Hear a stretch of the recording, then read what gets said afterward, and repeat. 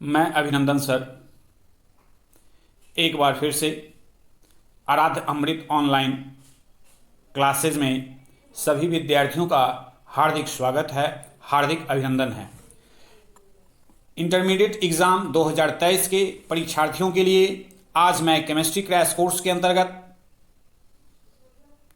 Chapter number 1 solid state से very most important question लेकर इस चैनल पर उपस्थित हूँ। आज जो भी क्वेश्चन मैं बतलाने जा रहा हूँ वह बहुत ही मोस्ट इम्पॉर्टेंट क्वेश्चन है। अब चैप्टर नंबर 1 सॉलिड स्टेट। अब यह सॉलिड स्टेट जो है यह 4 अंक का है। इससे 4 अंक का प्रश्न पूछा जाता है। तो आज इसके क्वेश्चन हम देखते हैं। आज का क्वेश्चन है ठोस किसे कहते हैं, यह कितने प्रकार के होते हैं।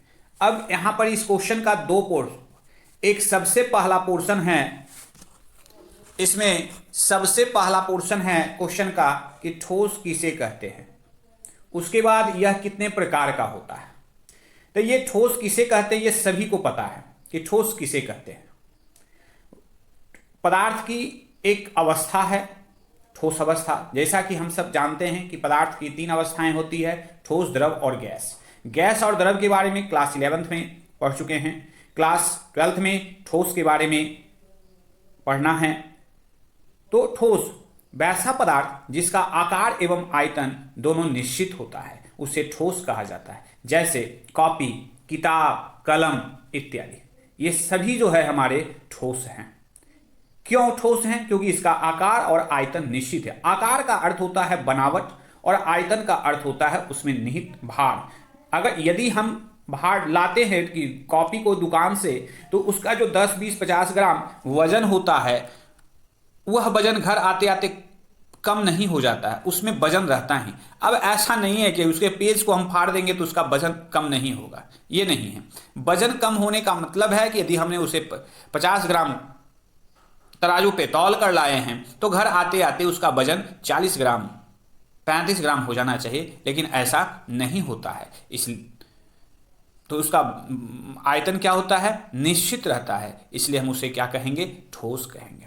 अब ठोस अवस्था के गुण या फिर हम कह सकते हैं ठोस के गुण, इसके बहुत सारे गुण हैं। हम यहां पर 3 गुण को मेंशन किए हैं। ठोस कठोर तथा असंपीड्य होता है। ठोस क्या होता है, कठोर होता है। और असंपीड्य मतलब संपीड्य नहीं, उसको हम चूर नहीं सकते हैं, गिरने से वो चूर नहीं हो सकता है, वह चूरने के बाद वो फैल सकता है, ये हो असंपीड्य। उसके बाद इसके अवयवी कणों के बीच अंतराअणुक आकर्षण बल पाया जाता है। क्या पाया जाता है, अंतराअणुक आकर्षण बल। अब ये आता है कि ये अंतराअणुक आकर्षण बल क्या है। अंतराअणुक आकर्षण बल क्या है, तो सपोज हम यहां पे एक ये बनाते हैं, एक सेकेंड,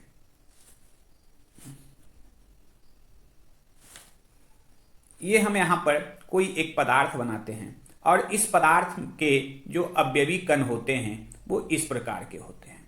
ये सब सारे जो हैं इसके अवयवी कण हैं। अब इन अवयवी कणों के प्रत्येक कणों के बीच एक बल काम करता है। प्रत्येक कणों के बीच एक बल काम कर रहा है।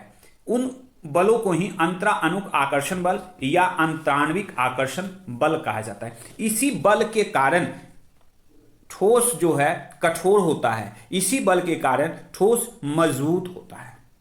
एक और है नीचे में कि इसके अंतराअणुक स्थान कम पाया जाता है। मतलब ये जो है ठोस के जो अवयवी कण है। अब अवयवी कण क्या क्या होता है, तो अवयवी कण ठोस के होते हैं परमाणु, अणु, आयन।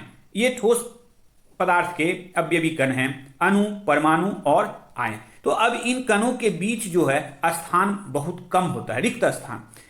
जो रिक्त स्थान होता है उसे ही अंतराअणुक स्थान कहा जाता है।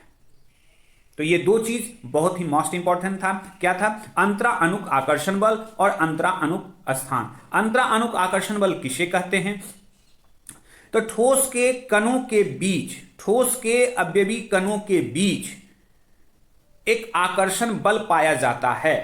ठोस के अवयवी कणों के बीच एक आकर्षण बल पाया जाता है, उसी बल को अंतरानुक आकर्षण बल कहा जाता है और उसी बल के कारण ठोस पदार्थ मजबूत होता है, कठोर होता है। दूसरा अंतरानुक स्थान, ठोस के अवयवी कणों के बीच जो रिक्त स्थान होता है उसे ही अंतरानुक स्थान कहा जाता है। तो यह सबसे कम रिक्त स्थान ठोस में पाया जाता है और सबसे अधिक रिक्त स्थान गैस में पाया जाता है। नेक्स्ट है ठोस के प्रकार। अब ऊपर जो हमने पढ़ा यह मोस्ट इंपॉर्टेंट नहीं था कि ठोस किसे कहते हैं, ये एग्जाम में नहीं पूछता है। क्वेश्चन जो एग्जाम में शुरू आएगा वह क्वेश्चन यहां से आएगा, क्वेश्चन जो आएगा वो यहां से, ये हमारे 2023 के एग्जाम में यह जो आएगा यह बहुत ही मोस्ट इंपॉर्टेंट है कि ठोस के प्रकार। अब ठोस के अवयवी कणों की व्यवस्था के आधार पर, अवयवी कणों की व्यवस्था के आधार पर ठोस मुख्यतः दो प्रकार के होते हैं, क्रिस्टलीय ठोस और अक्रिस्टलीय ठोस। अब क्रिस्टलीय ठोस हम किसे कहते हैं? क्रिस्टलीय ठोस वैसा ठोस जिसके अवयवी कण, परमाणु, अणु और आयन एक निश्चित व्यवस्था में व्यवस्थित होता है, उसे क्रिस्टलीय ठोस कहा जाता है। क्या हमने बोला? क्रिस्टलीय ठोस हम किसे कहेंगे? क्रिस्टलीय ठोस हम किसे कहेंगे कि जिसके अवयवी कण एक निश्चित व्यवस्था में व्यवस्थित होता है। जैसे ये कोई पदार्थ, ठोस पदार्थ है, और इस पदार्थ का जो अवयवी कण है वो एक निश्चित क्रम में व्यवस्थित है, यह एक निश्चित क्रम में व्यवस्थित है। तो ये निश्चित क्रम में जो व्यवस्थित है तो उस पदार्थ को हम क्रिस्टलीय ठोस कहते हैं। और इस क्रिस्टलीय ठोस को रवादार ठोस भी कहा जाता है। ये ऑब्जेक्टिव क्वेश्चन में आता है कि 4 एग्जाम्पल दे दिया और इसमें कहता है कि रवादार ठोस किसे कहते हैं, वे रवादार ठोस किसे कहते हैं। तो ये क्रिस्टलीय ठोस, क्रिस्टलाइन जो है, तो ये हमारा क्या हो गया? रवादार हो गया। अक्रिस्टलीय ठोस, एमॉर्फस सॉलिड, ये हमारा वे रवादार हो गया। तो यहां पर पूछता है कि रवादार, रवादार का मतलब हो गया जो दानेदार हो, दानानुमा हो। तो वो जैसे चीनी, नमक, ये क्या है? दानेदार आ गया। वे रवादार जो दानेदार नहीं हो, जो क्या है? पाउडर के समान हो, जो हम लोग अपने घर में पाउडर लगाते हैं, तो उसके समान, उसे हम अक्रिस्टलीय ठोस या फिर वे रवादार कहेंगे। तो यानी क्रिस्टलीय ठोस का उदाहरण क्या, परिभाषा फिर से एक बार देखते हैं। वैसा ठोस जिसके अवयवी कण निश्चित व्यवस्था में होता है, निश्चित क्रम में होता है, उसे हम क्रिस्टलीय ठोस कहते हैं, उसे हम क्रिस्टलीय ठोस कहते हैं। इसे रवादार ठोस भी कहा जाता है, जैसे चीनी, नमक, हीरा इत्यादि। नेक्स्ट है क्रिस्टलीय ठोस के गुण। अब इसके गुण कौन कौन से हैं? तो इसके गुण, यह दीर्घ परासी होता है।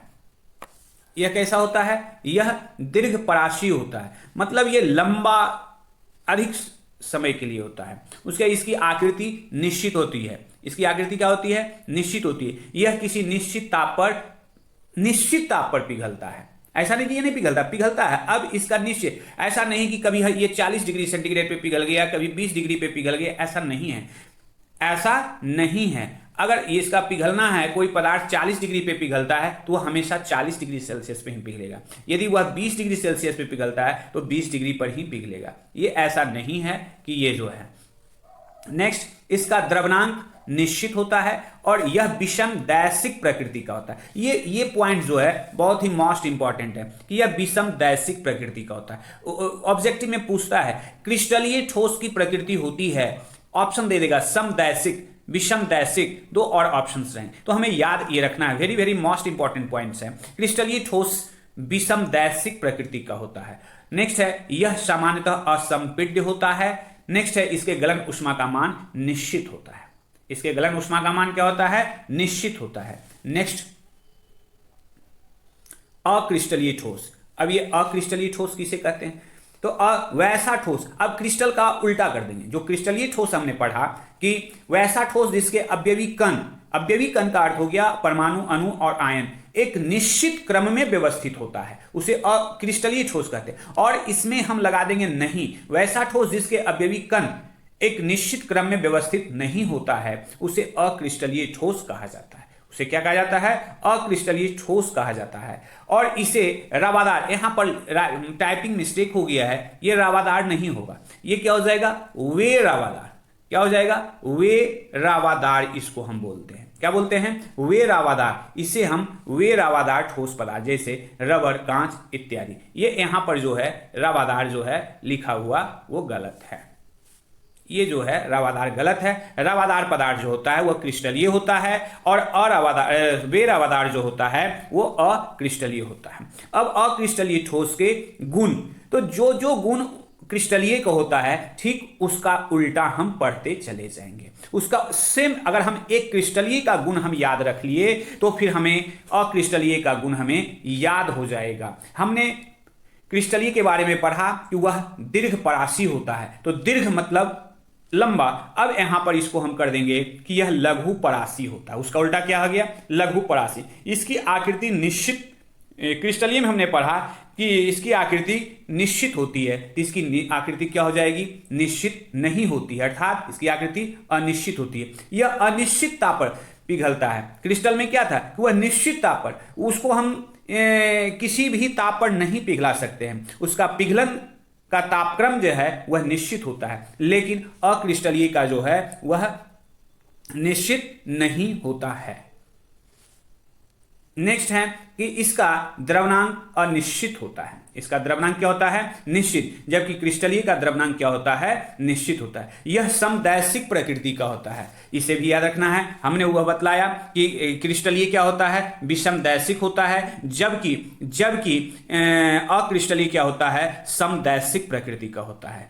नेक्स्ट है यह सामान्यतः संपीड्य होता है, तो क्रिस्टलीय में क्या है? वह असंपीड्य होता है और इसके गलन ऊष्मा का मान निश्चित नहीं होता है, जबकि क्रिस्टलीय में बतलाया गया कि उसके गलन ऊष्मा का मान निश्चित होता है।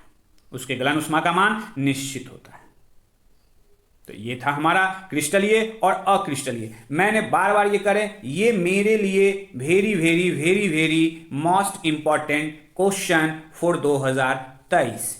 अब इसमें क्या ये नहीं पूछेगा ठोस, यह तो टॉपिक का फर्स्ट है इसलिए इसकी चर्चा कर। इसमें पूछता है 2 नंबर की परिभाषा देगा, क्रिस्टलीय किसे कहते हैं, क्रिस्टलीय पदार्थ किसे कहते हैं, उदाहरण सहित लिखें।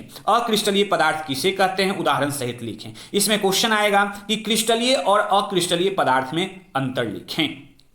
यदि 2 नंबर में पूछता है तो 2 अंतर लिखेंगे। यदि हमें यह 5 नंबर में पूछता है, लॉन्ग क्वेश्चन में देगा, तो हम यहां से लॉन्ग क्वेश्चन में 5 अंतर लिखेंगे। हाँ, इसके लिए हमको ध्यान देना है कि हम लिखें कैसे। अंतर मैंने नहीं लिखा है, ये वेरी वेरी। इसके लिए अंतर लिखने के लिए हमें देखना है कि ये हम 20 से 2 लाइन कर देंगे और एक में लिखेंगे यहां पर क्रिस्टलीय पदार्थ, यहां पर हम लिखेंगे क्रिस्टलीय और यहां पर लिखेंगे अक्रिस्टलीय, और इसके नीचे इसके 5 जो गुण लिखा है, बतलाया गया है, उन 5 गुणों को लिख देंगे।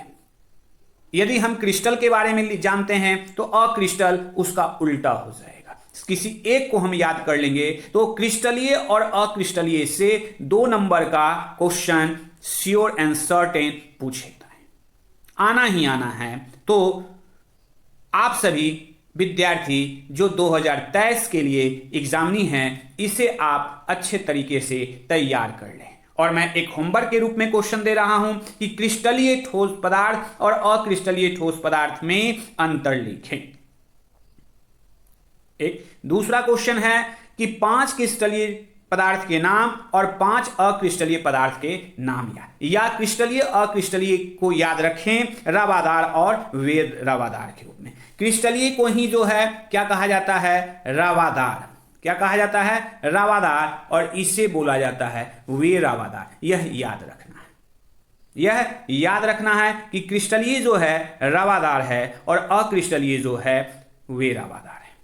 इस चैप्टर में, चैप्टर नंबर 1 में मैंने 10 question very very most important बनाया है, जिसमें आज मैं पहला क्वेश्चन आप लोगों को बतलाया। आप इसे अच्छी तरीके से देखें, सुने, समझें और यदि आवश्यकता पड़े तो आप इसे लिखें। नेक्स्ट क्लास में मैं अगले क्वेश्चन को लेकर आप सबों के बीच उपस्थित होऊंगा। तब तक के लिए